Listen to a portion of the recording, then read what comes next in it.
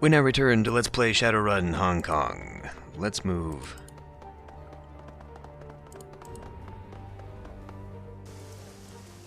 Okay, we have to go all the freaking way back to wherever it was. Here we are. Luckily, it's not far.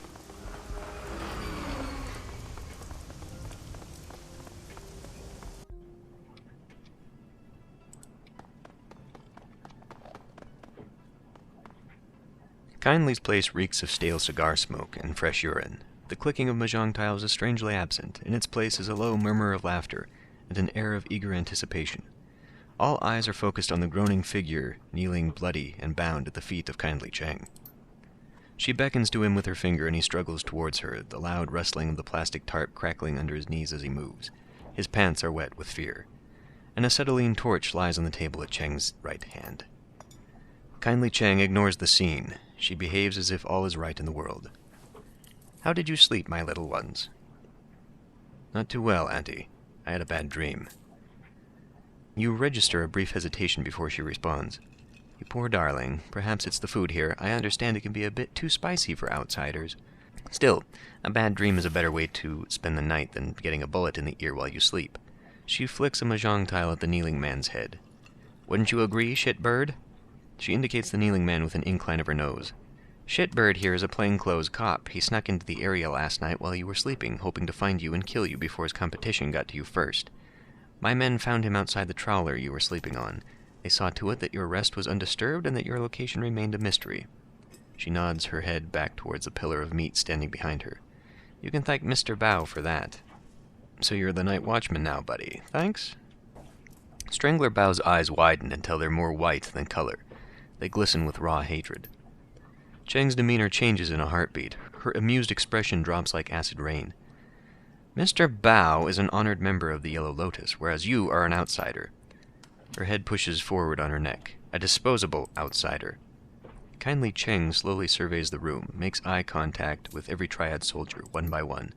She addresses the bloody man on his knees. "Now, shitbird, tell my friends here what you told me." I don't know anything, I swear. We just got the orders in last night." He pushes his head toward you and Wu from the floor, struggling to keep his balance. "Somebody high up wants these two dead. The whole department is in on it. I don't know anything else."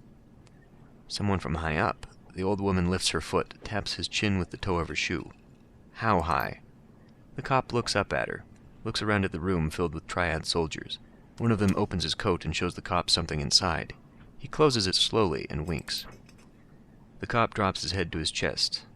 "All the way up. All the way up. It's someone on the council." "Someone on the executive council wants these two dead?" Cheng spits on him with a sneer. "Fuck your ancestors to the 18th generation. Give me the truth."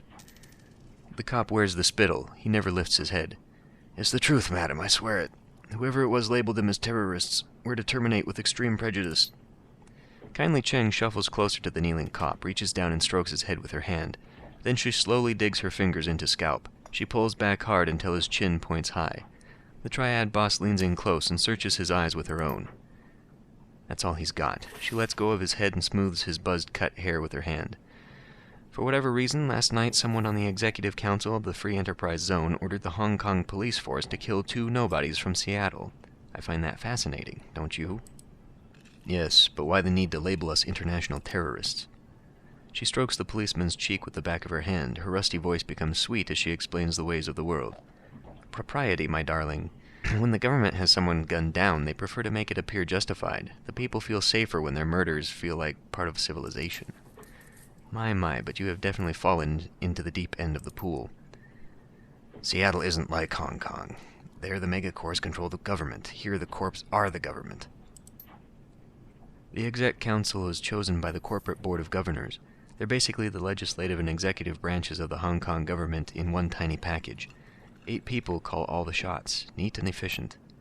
Kindly Cheng steps back from the cop and lights one of her thin black cigars.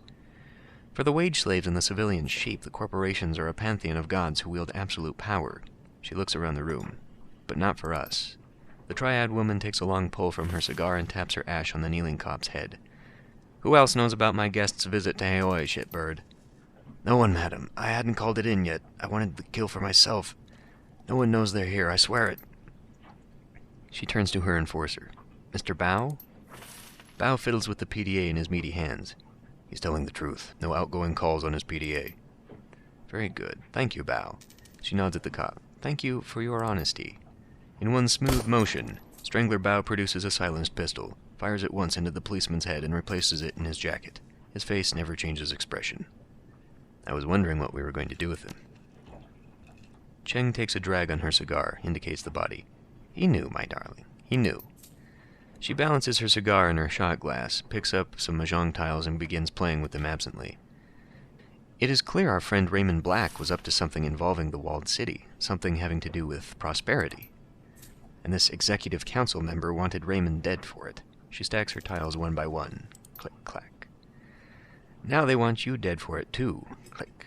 This plastic-faced man may show up on your door one day, too. She knocks the pile over, and it clatters to the table loudly. I have a proposal for you, my sweets. A smile lights up her dead black eyes. Work for me. With Nightjar and Gutshot dead, I find myself with 2 job openings. Fill them.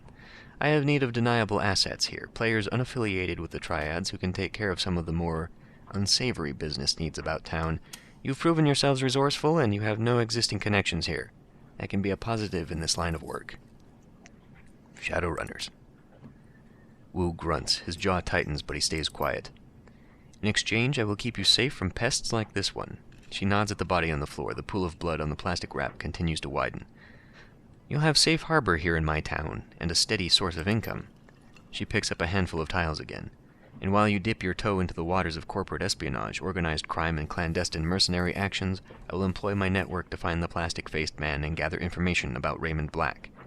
Where he's been, who he's talked to, who stood to gain from his death, what this prosperity could be. What's in it for you?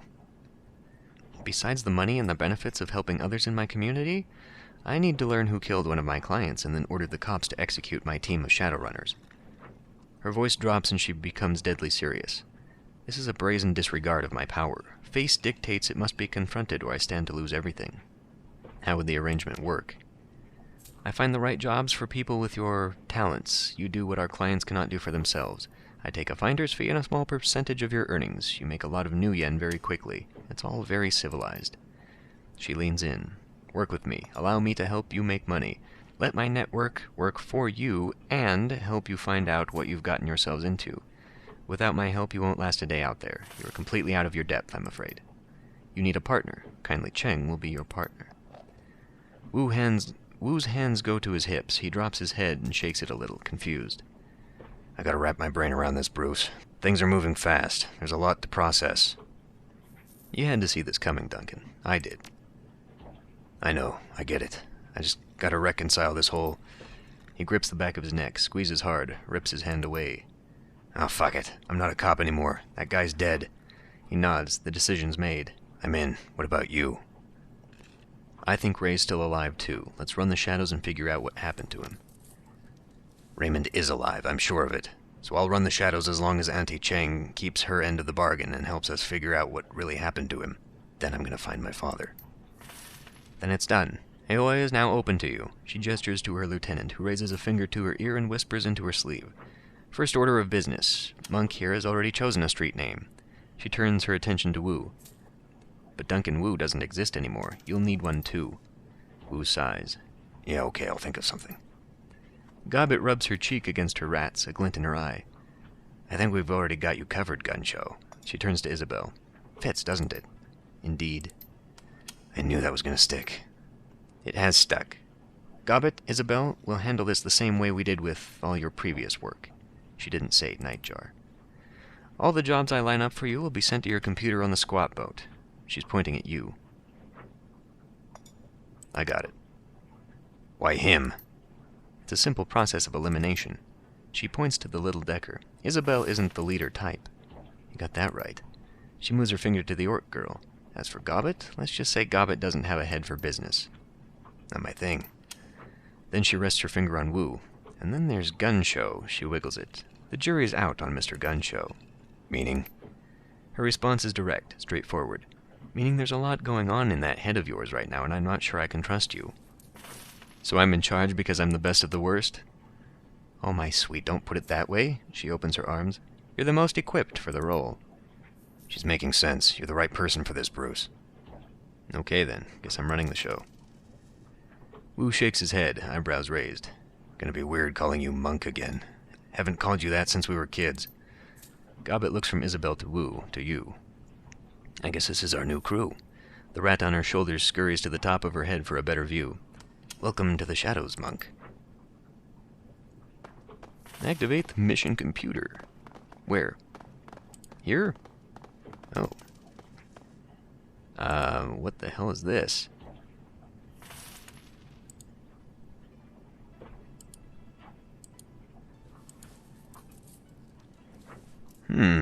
Interesting.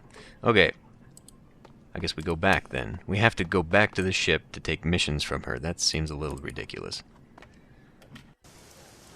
Crew advancement available. As you lead your team through the shadows, your companions will continue to develop and learn new combat skills. Clicking the icon in the lower right-hand corner will open the crew advancement menu. When this icon is highlighted, one or more of your companions is eligible to learn a new combat skill.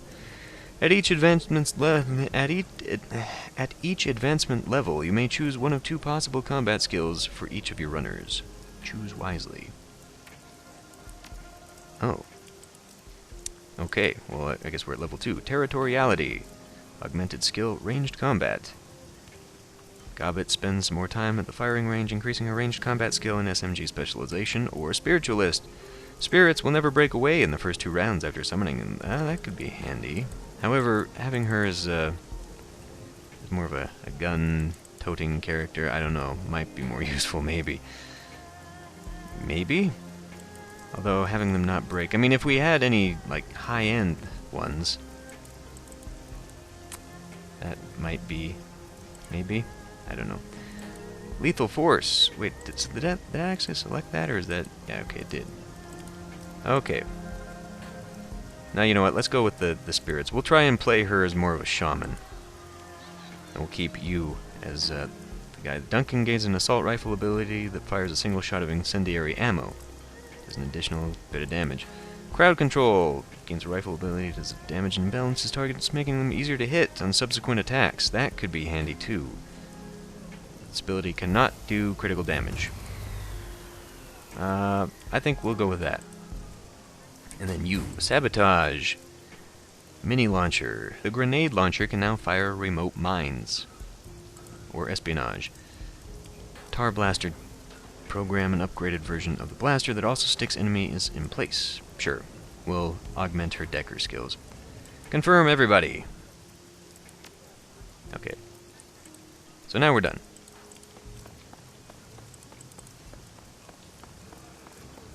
Back. Just run. Sprint. Run.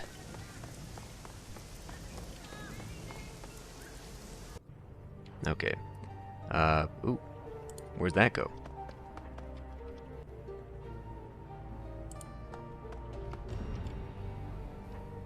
It's oppressively hot down here, and the air is full of synthetic odors that grab you by the sinuses and refuse to let go. You can smell engine grease and melting plastic, ionized air, and lead solder. A quick scan of the room tells you why. The downstairs tenant has converted this space into a machine shop. Metal fabrication tools and Duraplast extruders line the wall, and a pair of heavy industrial manipulators hang from the ceiling. A man in a black trench coat stands with his back to you, staring at a monitor mounted above a sturdy workbench. He addresses you without turning. Now I get to do a shitty Russian accent, right? Ah, I was wondering when I'd meet the new neighbor. His voice is pleasant, cultured. There's a hint of a Russian accent there, but it's buried under layers of nuance. Please, stay where you are. I'll be with you in just a moment. And unless you fancy an unplanned trip to Chrome Alley, don't touch anything. There are all manner of tools in here that could take your hand clean off. Thanks for the warning. Don't mention it. I have no interest in seeing anyone hurt in my shop, especially not my upstairs neighbor. Try to see what's on the screen. The feed on the monitor looks like some sort of design software. You see what appears to be a slim, spidery appendage in orthographic and perspective views. Yes, very good. Yes, that's coming along nicely. Very nicely indeed. He turns towards you, smiling, and for the first time you see his face. He has broadly handsome Slavic features and a chiseled jaw. His eyes are like flecks of ice. Sorry to have kept you waiting, Mr. Monk, it's no problem, don't worry about it. You're too kind. Now, tell me, what can I do for... His voice trails off as a flash of motion catches his eye. With alarming speed, a sinister-looking drone scuttles out from under the work table. Its movements are surprisingly agile and fluid. The machine rears back menacingly, spreading its forelegs in a clear sign of aggression. The man's smile tilts and his tone goes apologetic.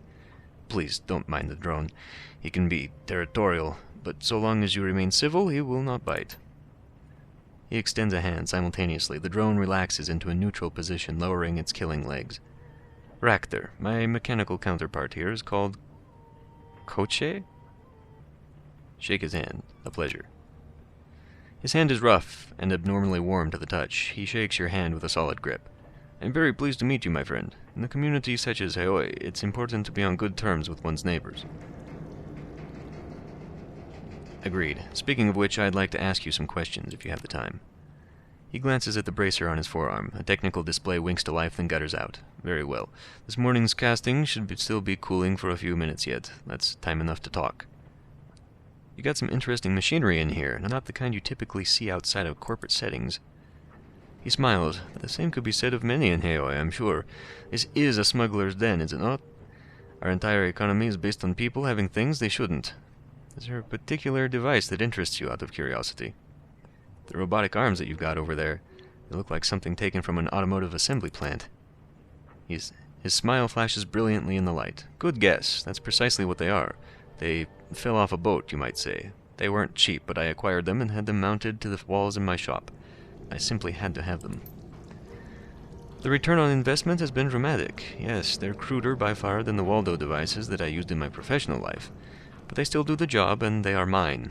He gazes lovingly at the industrial arms, still smiling.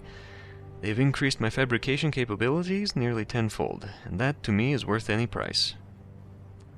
When you said this morning's casting, what did you mean? Exactly what I said, a casting that I made of a new locomotive assembly for Koche. He gestures at the display above the work table. A biomimetic design, as you can see. This one is inspired by the walking legs of a decapod crustacean. The mangrove crab, to be specific. You're designing drone parts in here? He nods. And fabricating them, yes. How did you learn to do that? More training and experience than I care to mention. He offers you a wry smile. Drone architecture was once my profession, you see. Now it's more of a calling. One that I'm free to pursue, now that I've freed myself from the shackles of corporate servitude. Are you Russian? I thought I caught a hint of a very bad accent there. He nods. You have a good ear. I'm impressed. Yes, I grew up in Novgorod. Went to school there. Started my career there in the industrial sector.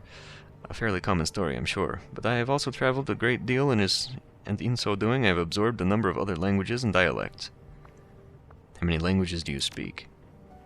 Counting Russian and Cantonese, 15. He shrugs apologetically. It shames me to admit I'm only literate in 12, however. It's still impressive.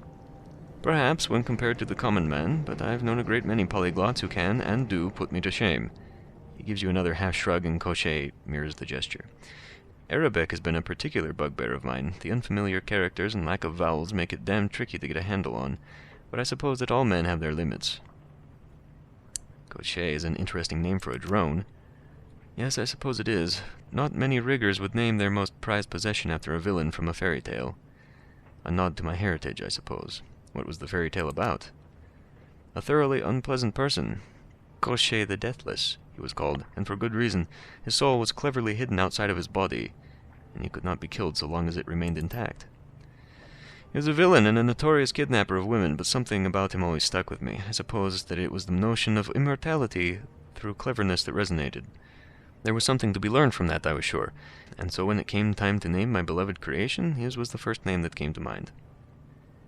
And is your drone deathless, like its namesake? In the manner of speaking, I suppose he is. I have redundant copies of every piece of his architecture, and his core programming is stored on disk in a secret location. Should he ever suffer critical damage, I can easily bring him back.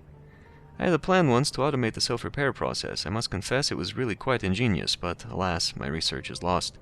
One day I will reclaim it, and Koche will become as deathless as the stories claim, but it will not be today.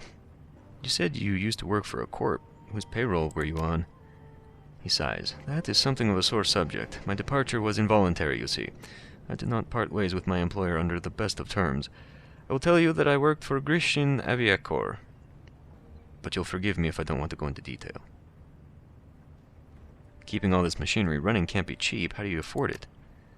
Freelance. At the risk of sounding immodest, I've commodified myself rather well. There are always corporations in need of design consultations. You'd be surprised how lucrative such work can be. And there's always other work that I can turn into in a pinch. You said you did other work besides consulting. Care to tell me what kind? He pauses, and for a second something flashes in his eye. Koshie lowers his body into a crouch. A rather personal question, wouldn't you say? Maybe, but then we're having a personal conversation. Indeed we are, but even in personal conversations, certain topics can be held off limits. Truth be told, I don't feel especially comfortable discussing my side work with relative strangers. Suffice it to say that my freelance activities often fall on the illicit side of the spectrum. Tell you what, I'm just gonna guess. You're a Shadowrunner, aren't you? He gives you a shallow nod. I dislike the term, but yes, I run the shadows. What gave me away? Design consultants live in apartments in Victoria Harbor. You're living in a rusted-out boat in Haoi. There's got to be a reason for that. He shrugs. You are correct, of course. The residents of shadow communities are usually either too poor to live elsewhere or engage in behaviors too illicit to risk it. I will admit to being in the latter camp. Designing robotics is my passion, but it doesn't always pay the bills. He runs a hand over Koshie's armored chassis, caressing the sculpted metal with his fingertips. My status as a foreigner has proven something of an impediment in this regard. And so, sorry as I may be to say it, the lion's share of my income flows from Koshie's aptitude for butchery. Such is life, I suppose. We do what we must to do what we love. It seems like everybody on this boat runs the shadows. Why not pool our resources and work together? He purses his lips, considering. A compelling offer. I'm doing quite well on my own, but I must admit there are certain jobs for which I am unsuited. Magic eludes me, and I'm not a decker. My strength comes from material objects in the real world, solid things with mass and heft. Things that I can build and operate. Sadly, a great many clients are only interested in teams that display a mastery over the intangible. This group of yours, do you have people who can cover those bases? If so, then perhaps we can help each other out. How can you not already know that? You live right beneath our feet. Have you ever rented a coffin apartment in a big city? Did you know all of your neighbors by name? My situation here is much the same. I keep to myself, and your friends don't come down to the engine room. The only real connection we share is that we all live in this wreck by Kindly Chang's largesse. Obviously, there were things that I could intuit about your friends from my time here. I guessed that they were Shadowrunners. Their behavior fits the profile.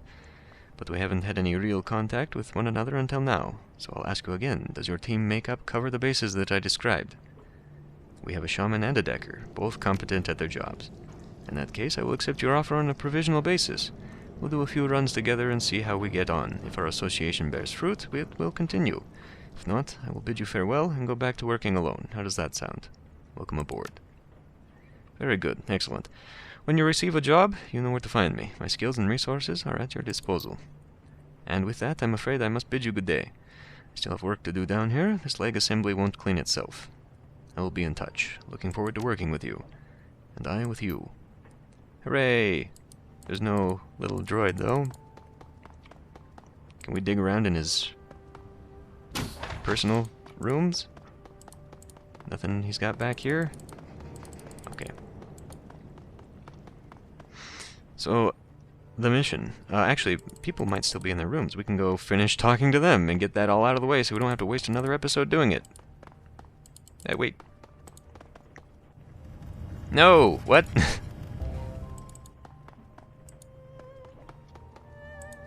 Just click on him. Wu's cabin appears to be the only clean spot on Bolt Hole. His equipment is neatly laid out on his bedding, grouped by type, arranged just so. He's cleaning his weapon with meticulous care. Well, that's that, I guess. We're runners now. I forgot to ask about benefits. Think we get medical and dental care? He stops for a moment, stares at the weapon in his hand. Damn, I don't think we took the brochure. We'll have to ask for it the next time we have an audience with our Chinese syndicate crime lord. He looks down the barrel of his gun and blows into it. You look like you want to talk about something. What's the topic? Let's talk about being Shadowrunners. No, I can't get that dream that I had out of my head. You said you had one too, right? Yeah, yours sounded like a nasty one. I don't remember much about mine. I was pretty creeped out by our run into the walled city. Between that and all the drama, I'd be surprised if I didn't have a nightmare. Was the walled city in your dream? Of course the walled city was in my dream. It was a nightmare, wasn't it? He gives you a lopsided grin. Was it in your dream, too? Sure looked like it. I'm not sure I'm surprised. The walled city is more than just another slum in a sprawl. Hell, it is a sprawl. Of course we dreamed about it. The feeling I had there has stayed with me. It felt thick, heavy, and I got this overwhelming feeling of, I don't know, wretchedness, I guess. What do you remember about yours? Just little snatches of things. He puts his hands on his hips and concentrates. The walled city was breathing, and it had teeth everywhere. And there was a tunnel that was so bright that I had to shut my eyes. And Raymond was there. He was either kneeling or lying down, I can't remember which, but he was crying. That's what made me wake up, the sound of my father crying. Did it feel any different from other nightmares you've had? He takes his time, thinks about his answer a bit before he responds. You know how sometimes you'll be mad at a friend in a dream and then wake up still mad at him? Then you treat him like he did something wrong when you see him? It kind of feels like that to me. Like I dreamed I was swimming towards a bright light, and when I woke up, I was out of breath from the effort. Let's talk about something else. Let's talk about being Shadowrunners. What's there to say? I worked my ass off to pull myself out of the gutter and make something of my life. I did what it took to earn my bronze, and now I'm a mercenary hiding in the shadows of a foreign country doing dirty jobs that the corps need to keep off the books. It's the reverse of everything I ever wanted. You seem to be taking it pretty damn well, so let me ask you something. You said you thought Raymond was alive too, that we'd run the shadows until we could figure out what happened to him. Was that true? Yes, for me this is all about finding out what really happened to Raymond. Wu nods, clearly satisfied. Good that we're on the same page. I feel better knowing that. Let's talk about Raymond. Okay, shoot. What do you think's going on with him? I don't know, Bruce. He was clearly obsessed with the walled city and whatever prosperity is. He sounds like a sleepwalker trying to stumble his way through a dream or something. A sleepwalker who hires Shadowrunners. From Triad bosses. Raymond was smart. Smart as hell. I'm sure he had a reason for using Kindly Chang as a fixer. What do you think he came here? Well, he's from here, right? It sounded like he had unfinished business that he needed to take care of. Before... You think he's dying? I don't know. Yeah, me either. Just something to think about. Did he say anything about me after I left? You know Raymond, Bruce. He taught us what he wanted to teach us. Told us what he wanted us to know. Everything else was met with a wall of good-natured silence. He used to say, "You are the master of the unspoken word, Mr. Wu. Once it is out of your mouth, it is out of your control." So no, after you left, he never said a word about you. Not a word. Let's talk about something else. What do you think of Kindly Chang? I'd say she's got us right where she wants us, right under her thumb. What do you want to talk about specifically? What do you think she wants from us? As long as her network keeps delivering information about Raymond, I don't care, at least for now. We need to stay with her. We have no other connections in Hong Kong. Without her, we're dead in the water. You think we can trust her? A Triad boss and underground fixer? No, I don't think we can trust her. But as long as we all share the same goals, we should be okay. Makes sense. As long as we serve her interests, she doesn't have a reason to screw us over. Exactly. It's simple. She provides jobs, we do jobs. She gets info about Raymond and that plastic-faced man, and we figure out what the hell is going on. We figure out what's going on, she doesn't end up in the trunk of a car at the bottom of the river. Everybody wins. What about this plastic-faced man? Creepy dudes are nothing new to me, even well-dressed, creepy corporate dudes. Between the gangers we grew up with and the shit that I've run into as a cop, I've seen all kinds. I just want to know who he is and who he works for. We should keep an eye on Strangler Bao. We should keep an eye on everybody, and that guy is definitely no exception. He sure got on his bad side earlier. You gotta be careful about making enemies here. We don't know anything about this place. I'll be careful. I can see that. Let's talk about Gobbet and Isabel. They seem competent, considering how young they are, but then again, they sound like they've been taking care of themselves since they were pretty young. 3 of us worked together well in the walled city. Based on that, I'd bet the 4 of us would make a solid crew. Do you trust them? As far as I trust any runner, yeah. It's like Raymond used to say, trust and verify. They haven't given me a reason not to trust them, so until they do, I'll believe what they say and keep my eyes open. Alright, let's talk later. Later's good. I want to do some cardio, work off some steam. Then it's rack time for me. You should do the same, Bruce. A couple 100 push-ups would do you good. Thanks for the offer, but I think I'll go have a drink instead. Your loss. Talk to you later. Up the stairs. Up the stairs. You had no problem doing this the first time. Okay.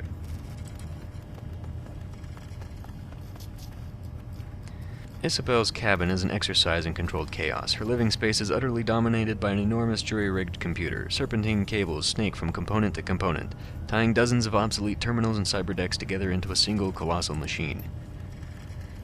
This is my personal machine. If you're looking for your mission computer, it's downstairs. She doesn't bother looking up. You can see that she's elbow-deep in the guts of an obsolete cyberdeck, one of a half-dozen that have been wired into her computer with braided cables. Actually, I was hoping to talk to you. Got a second? There's a long pause, then she chirps out a response. We're talking now, aren't we? You must be pretty absorbed by what you're doing, huh? Yeah, sorry. This is a delicate process and you're interrupting me in the middle of it. We can talk, but you're gonna have to be okay with me doing this at the same time. Should I come back another time? No, it's fine. I can multitask. I mean, if this bothers you, you can try coming back later, but I'll probably still be working. From behind, you see her shoulders lift into a shrug. Your choice. Let me ask you a few questions, then. She leans in, scrutinizing the innards of the obsolete deck. Go ahead. I'm not stopping you. Have you been having weird dreams lately? Her body goes still. Yes, I think everybody has. You want to tell me what your dream was about? Not particularly. I don't remember much anyway. I've gotten good at forgetting things related to that place. Slowly, she begins rummaging through the guts of the obsolete cyberdeck again. I'm not interested in talking about my dreams, Monk. I just want to work on my computer in peace. It's quite a machine you're working on. Care to tell me about it? She's my pet project. I call her the Octopus. She waves a hand at the tangle of thick power cables that radiate out from the machine's central core. You might be able to guess why. Impressive work. How well does it perform? She's a monster. She yanks a fried chip from the deck's motherboard and neatly sets it aside, then fumbles in a nearby bin for a replacement. An absolute beast. What is this thing made of? Whatever I could find. Busted terminals, obsolete cyberdecks, aftermarket memory from Maximum Law's dumpster. Scavengers would kill for this stuff in the walled city, but out here people throw it away. She chuckles to herself as she eases a card into an empty expansion slot. Most deckers are early adopters. They buy whatever's newest. Shell out huge amounts of new yen in hopes of riding the bleeding edge. Stupid. Why? Because I can have 5 of last year's model for a quarter of the price of that whiz-new cyberdeck, and after I've finished daisy-chaining them together, the machine that I've built will run circles around your hot new deck. Yeah, and you'll need a flatbed truck to carry it. Do we look like we're hurting for space to you? She rummages in a bin to her left and pulls out a stick of solid-state memory. It disappears into the deck that she's working on. Got a whole boat to work with, your cabin included if I told Gobbet I needed it. You wouldn't. No, I wouldn't. I could if I wanted to, though. Any thoughts about that last run? Isabel shivers, looking away from you. I'm still mad at you for making me go back there. I'd say it hasn't changed, but it seems like it has, for the worse. It's just like I remembered it, but darker, meaner. The perfect place for a thug like Strangler Bao and his goons. Was that really a ghost we set on Bao and his men? I don't really believe in ghosts, but I'm still afraid of them. If it was a ghost, they got what they deserved. If not, I'm sure they earned a world of hurt some other way. Be careful with Kindly. Even though she said... A ghost? What? Be careful with Kindly. Even though she said she counted on you to screw the job up, that's not a good thing. That means she was counting on you to be unreliable and disposable. If you screw up a bigger job, when she's counting on going by the numbers, she might decide to dispose of all of us. For good.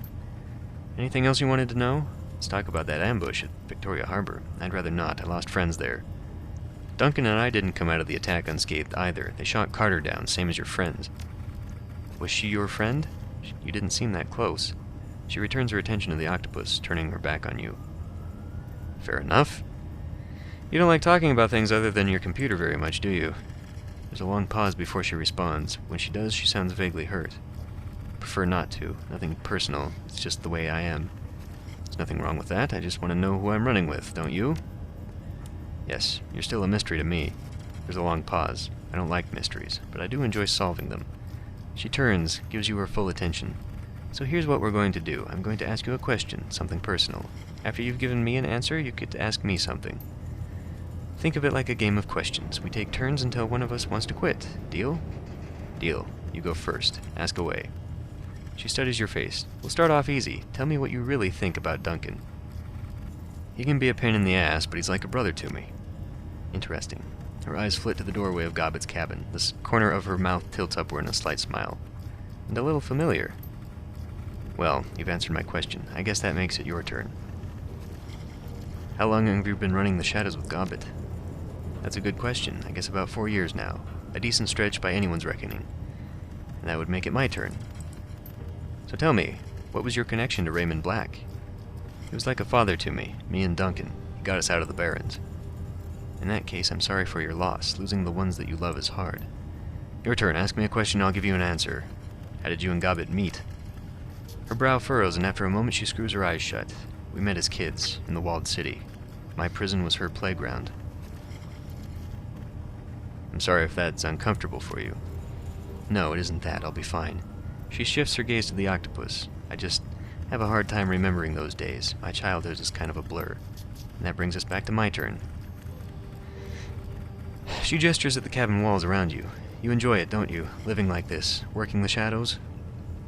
This is survival. I do what I have to. Enjoyment doesn't come into it. She blinks. We may have more in common than I'd thought. Your turn again. Go ahead, ask me something. Where did you learn to deck? The Whampoa. I lived there for a while after escaping the walled city. The people there were difficult. We didn't get along, but it was a great place to learn. My turn again. Her head tilts as she studies your face, and I think my last question for you. You're stuck here, marooned, you and Duncan both. He's obviously unhappy with the situation. He keeps going on about the things that he left behind. But what about you?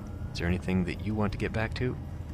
Nothing worth mentioning. Truth be told, I'm enjoying the change of scenery. Nothing? There isn't anything about your old life that you'll miss? Don't know whether to envy you or feel sorry for you. She glances down at the clock on her desk, an antique model with physical hands that look like it was wrenched out of a submarine. A frown spreads across her face. Shit, it's even later than I thought, and I've still got a long way to go before the octopus is fixed. She begins to turn away, her attention fixed on the stack of partially disassembled cyberdecks arrayed in front of her. Aren't you forgetting something? She stops in place, fidgets. If you got another question, go ahead and ask, but be quick about it. I need you to tell me what you can about the walled city. Her voice goes cold. Why? Because Raymond Black wanted to go in there, and somebody destroyed my life to keep him from doing that. Her cheeks flush, just like they did the last time. She averts her eyes. No, I'm sorry, but no. Later, maybe, but not now. Isabel, please, this is important. Yes, but... Blinking, she turns away and buries herself in the octopus's splayed innards. Please excuse me, I have work to do. All right. Gobbet? Gobbet's nest is pretty much what you'd expect. Piles of clothes on the ground, an overflowing garbage bin surrounded by stacks of instant noodle packets and towers of tinned oysters. Avant-garde posters haphazardly thumbtacked to the walls, overlapping in some places and peeling in others. It feels a lot like an art school dorm room. Gobbet reclines in a corner, cradling a bowl of soup in her hands. At her feet, a cast-iron pot simmers away on an electric hot plate. The contents are typical Hong Kong comfort food. Chicken-style soya broth, elbow macaroni, tinned ham, and a heaping scoop of egg-flavored mycoprotein. As you wind your way through the piles of dirty laundry, Gobbet slowly lifts her head from her bowl to acknowledge you. Hey, Seattle. She chews on the words along with a mouthful of cheap pasta. A corner of her mouth curls up into a half-smile. How's tricks? Things have been better, things have been worse. That's the attitude. Very stoic, very strong. It's downright inspiring. She skims an oily slab of faux ham off the top of her soup and pops it into her mouth. Now, you want to tell me what you're doing in my bedroom? I'm assuming you're not here to admire the view. Have you had any nightmares recently? Like, bad ones? Her jaw stops working mid-chew. Slowly, she nods. Yeah, I have. We all have. Everyone in town. Everyone, huh? Doesn't that strike you as odd? Sure does, but then lots of odd stuff happens in Haoi. She casts a furtive glance over her shoulder. In case you hadn't gotten the memo, we aren't in the best part of town. In all seriousness, the dreams are coming from inside the walled city. I'm pretty sure of that. All of the negative energy pent up in there, all the pain and anger and poisonous chi, it's leaking out. And while we sleep, it's getting into us. You think this is a magical phenomenon, then? Yeah, I think it is. Want my personal opinion? The walled city is cursed, deep down. I think everybody knows it. And we live in its shadow. That's bound to mess with your head, you know. And it is. But they're just dreams. It's not like they can hurt us, right? I'm glad one of us isn't terrified by this. She tries on a smile, fails, does her best to laugh it off. Don't worry, Seattle, we're fine here, but let's talk about something else, huh? I don't like thinking about the walled city very much. Too many old fears and bad feelings. Any thoughts about that last run? You didn't bring me on our last run, so no, I don't have much to say. Oh, nice to have a night off, I guess. Yeah, I didn't do that, did I? How'd you decide on the name Gobbet, anyway? I didn't. She pops a noodle into her mouth and chews. My mom did. You weren't using a street name? Isn't that dangerous for a Shadowrunner? No, not really. I'm sinless. There's no electronic record of a girl named Gobbet even existing. The only thing that could really threaten me would be, you'll say, the HKPF attaching an APB to whatever file they do have on me. That would be terrifying. Glad to see you're keeping a sense of humor about it. Yeah, well, if you can't laugh about this, what can you laugh about? If you're up to talking about it, I wanted to go over the ambush back on the docks with you. Yeah. She nods slowly, frowning. Yeah, I figured you would. That was a hell of a thing, right? You could say that. It was fucking awful. Nightjar and Gutshot were two of the strongest men I've ever known. Quality Shadowrunners, both of them. I've watched those two fight through situations that'd kill anyone and come out on top. And how do they go out? She mimes holding a rifle, making a show of peering down the scope. Bang, bang, dead, dead. No blaze of glory, no final speech, just extinguished, smashed like bugs. We could have gone the same way if you hadn't gotten us out of there. She absent-mindedly raises her bowl to her shoulder. A rat crawls over the slope of her back and lowers its head to lap at the broth. It was more rat than me. She's the one who grabbed me by the gut and led us to that sewer entrance. All I did was follow. I'd like to learn more about Rat. What kind of totem is she? She slurps thoughtfully at her soup. A clever one. She's gotten me out of more trouble than I care to mention. Gotten me into a fair amount of it, too. But I can always count on her to lead me out of hot water when I need her to. I can feel it in my belly, you know? Sort of a tugging sensation. I've long since learned to follow it. I wasn't aware totems took such direct control of their shamans. Usually they don't. Me and Rat, we have a sort of special bond. She takes care of me, and I've always done my best to take care of her. Another pair of beady eyes blinks up at you from Gobbet's hip. A second rat scurries up her shoulder to join the first. And to pamper her earthly children like these two. Meet madness and folly. Are they just normal rats, then? I thought they might have been spirits or something. Nope, just rats. She brushes her fingers across the white rat's mottled coat. Don't trust Folly, she bites. How'd you come across them? She raises an eyebrow. I looked outside? I mean, they're rats. Hong Kong isn't experiencing a rodent shortage or anything. So you just pick them up off the street? Yep, think of it as rescue vermin. You could probably do the same if you wanted to. It's easy. Just walk into any alleyway in Kowloon after sundown and stick your hand in the first dumpster or storm drain you come across. Keep fishing around until you touch fur. Sounds like a really bad idea. Yeah, in retrospect it might have been. She continues to brush Folly's coat. The creature chirps happily at her touch. Odds are about 50-50 you'll get your hand chewed off. Probably feel bad about that. You seem pretty comfortable with all this. Been running the shadows for a while? She dips her chin. A long time. Started when I was a kid. You're still a kid now, Gobbet. What are you, 19? She rolls her shoulders, shrugs. Something like that. Your guess is as good as mine. Doesn't change the fact I've been doing this for years and you started yesterday. Matter of fact, Seattle, I think I'm going to make a project of you. Take you under my wing, so to speak. You need a wizened mentor. Might as well be me. Sure, why not? I could use the advice, and I don't see Isabel volunteering for the job anytime soon. You're in? Good. Starting the next time you visit, I'm going to teach you all about being a Shadowrunner. She stifles a yawn. You're going to benefit from my bountiful experience. Wait and see. I'll be looking forward to it. Gobbet stretches, stifles a yawn. Her rats scurry from her shoulders down to her hips. She taps the simmering pot on the floor with her boot. The soup inside has reduced down into a thick, viscous gravy. You know, Seattle, this has been a nice chat and all, but it's getting late, and I still have the rest of a hot pot to power through. So, without wanting this to get awkward, she glances at the door.